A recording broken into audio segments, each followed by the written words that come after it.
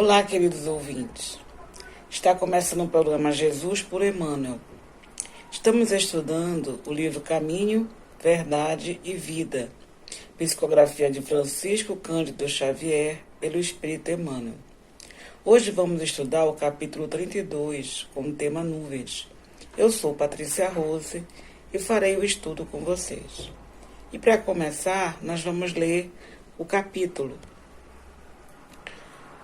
E saiu da nuvem uma voz que dizia: Este é o meu amado filho, a ele ouvi. Lucas, capítulo 9, versículo 35.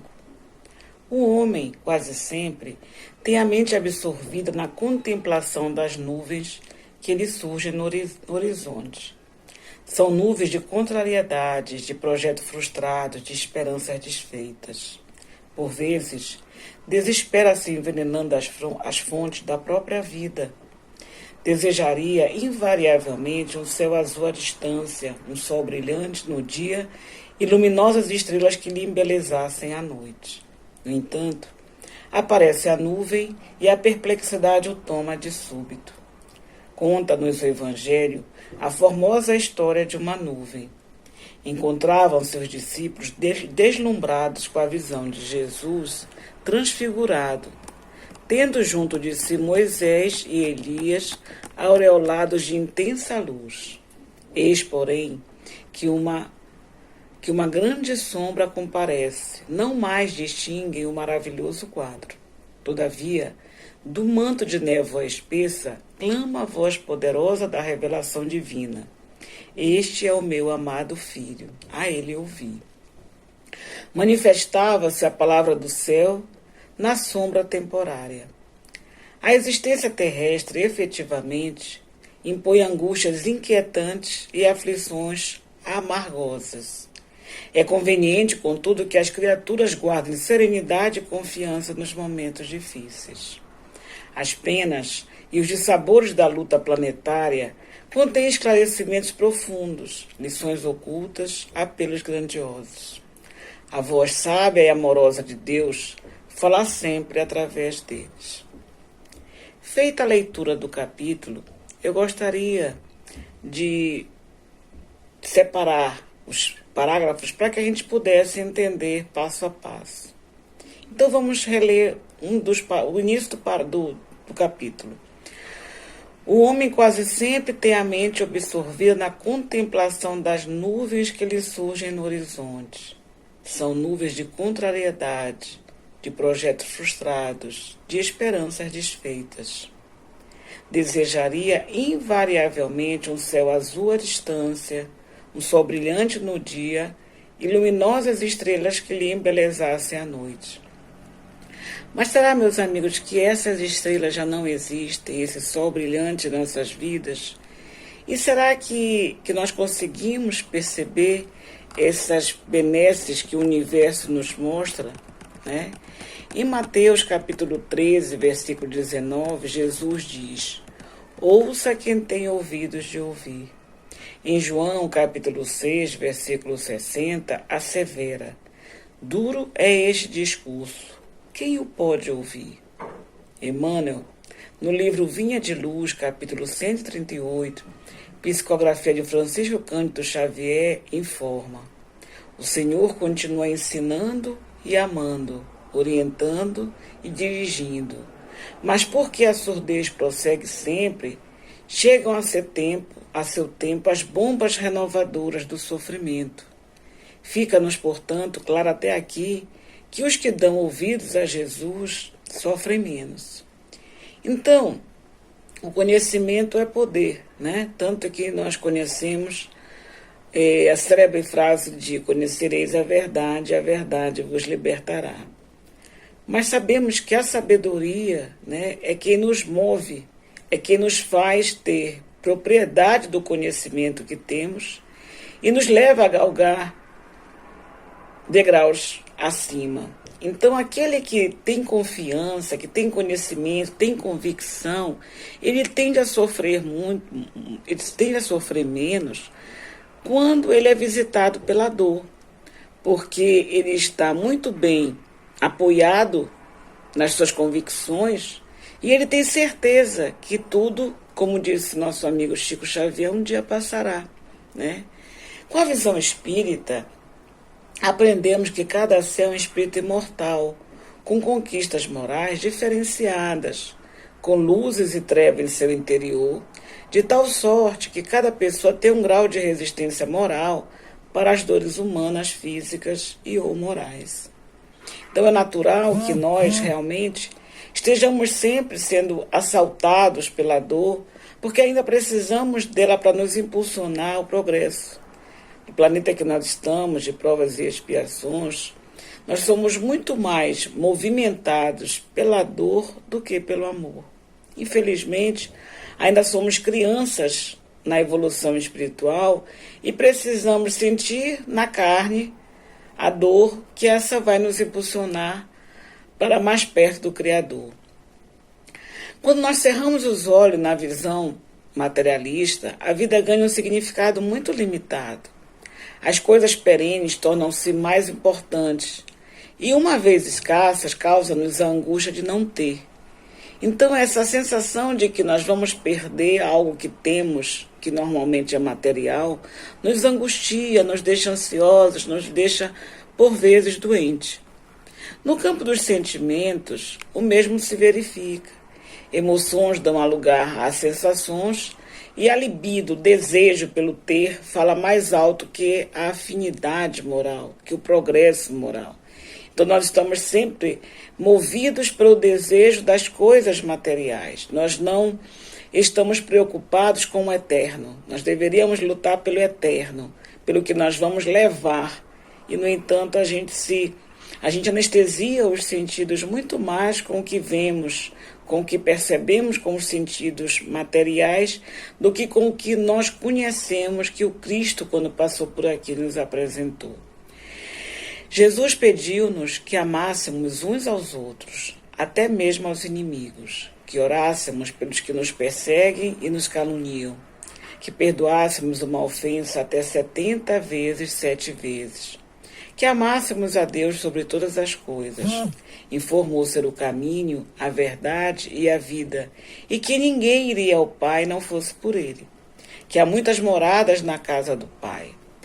Tais informações tinham e têm o objetivo de pacificar-nos, de abrandar nossos ímpetos, diminuir o orgulho e o egoísmo que ainda reside em nós, uma vez que não haveria por que lutas, disputas e discórdias por bem terrenos, uma vez que o que mais vale é o aprimoramento espiritual.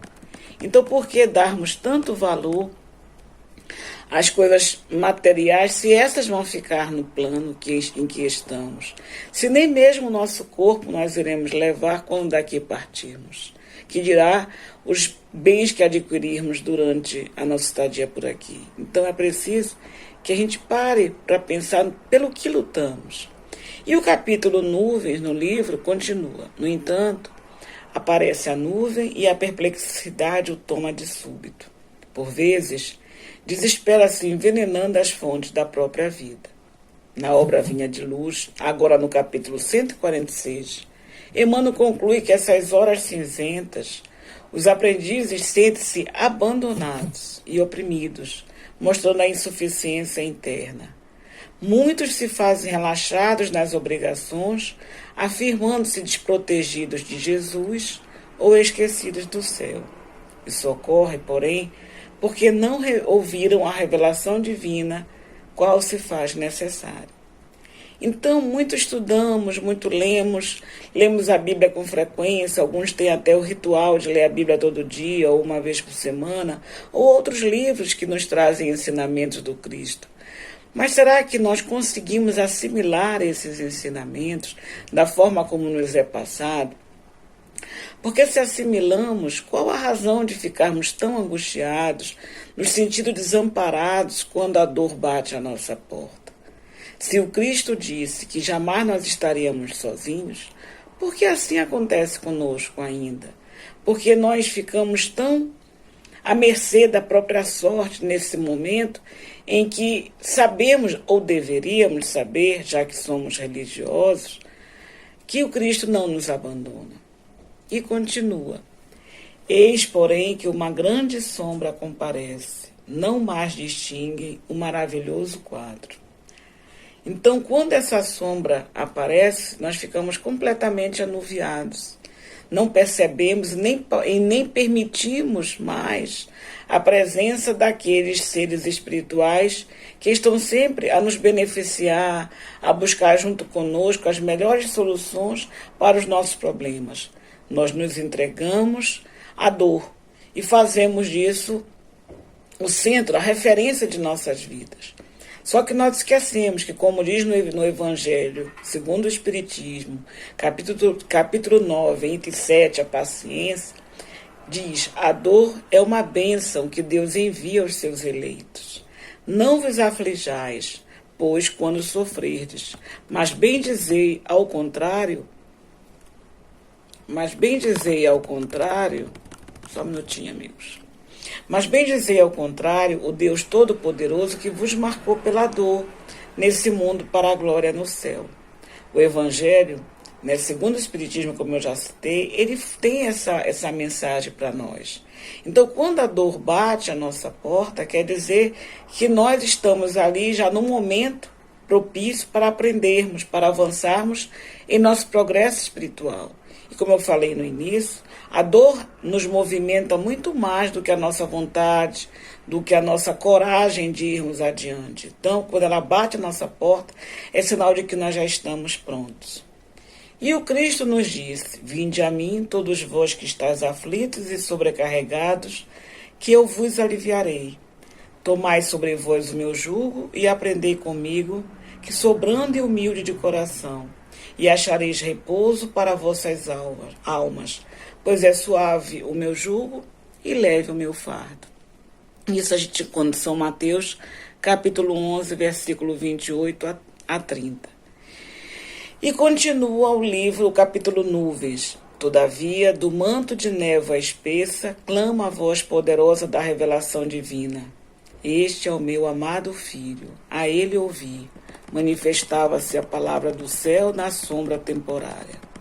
Joana de Ângeles, através de Divaldo Pereira Franco, na obra Jesus e o Evangelho à luz da psicologia profunda, comenta em seu capítulo 17 que o homem moderno necessita ouvir Jesus com os olhos, sentir os exemplos que ressumam da sua história e que estão ressuscitados nos seus seguidores que procuram fazer conforme ele realizava na direção do alvo essencial, que é a libertação das paixões constritoras que remanescem no egoísmo da natureza animal, transformando-se em realidade espiritual.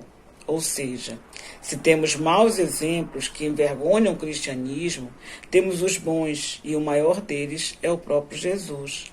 O que nos bastaria era segui-lo os passos, pensando, dizendo e agindo como ele.